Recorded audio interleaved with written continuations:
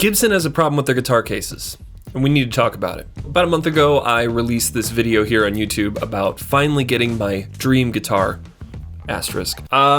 Yeah, first of all, gorgeous, oh my god, and made a long video reviewing the entire guitar in the process, and it was great and everything. But one of the issues that I had with this is a custom shop Gibson Trini Lopez guitar that was not cheap, and the case that Gibson shipped from the factory with it had some major issues with the case latches. Now, initially, I thought this was just an issue with it being a used guitar. Maybe it had been mishandled a little bit and the latches had gotten a little bent out of shape or something like that. But after doing some research, I found that this specific run of cases that Gibson is shipping their custom shop guitars from the factory with are notorious for having issues.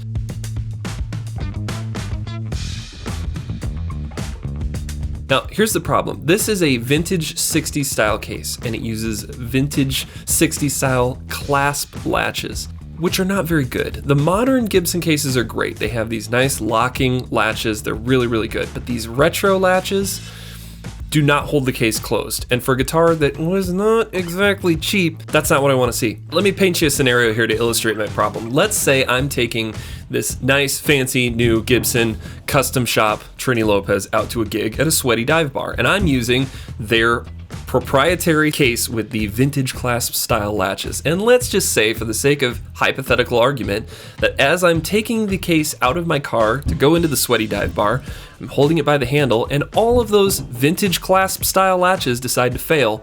Case springs open, guitar falls onto the pavement. And I don't know if you know much about Gibsons, but they are a little prone to neck and headstock breaks. I don't want that to happen, right? So this needs to be rectified. We have to fix it. So my first instinct was to contact Gibson, and I should have known right off the bat, like me saying, hey, I just bought a used guitar and the case is not very good. I think this is a you problem. Can you help me fix it? They're like, yeah, we're not gonna give you a free case for this guitar. But here's a link where you can buy a brand new one, which is when I found that this case that I had the issues with these latches with costs $350 to replace brand new, which is insanity. The other problem about this is the specific guitar that I'm putting in there is a 60s reissue Gibson Trini Lopez, which has a slightly different body shape than a modern ES335 guitar. It's a little tiny bit smaller. So the problem is with my other 335 size guitar cases, it was a little bit too big, because the modern 335s are a little wider. It was wiggling around in there. So I needed this case with this padding and these measurements. So what do? Well, I employed the help of my good friend Jake, who is very much a handyman, more so than I, to replace the latches. Here is an image of the latches that we ended up getting, and here is a couple of video snippets of us drilling out the existing rivets and installing the new latches.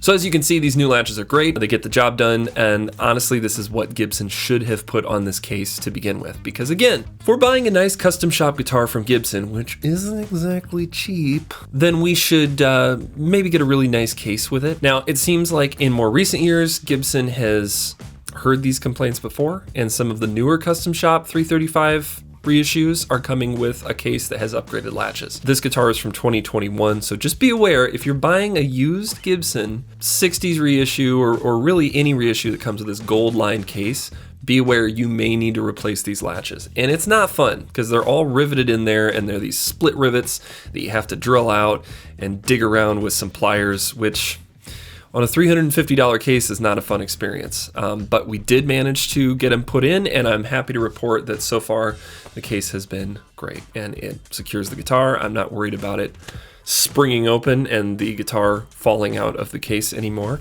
So, but just a quick update for you. Thanks again for watching, and we'll see you in the next one.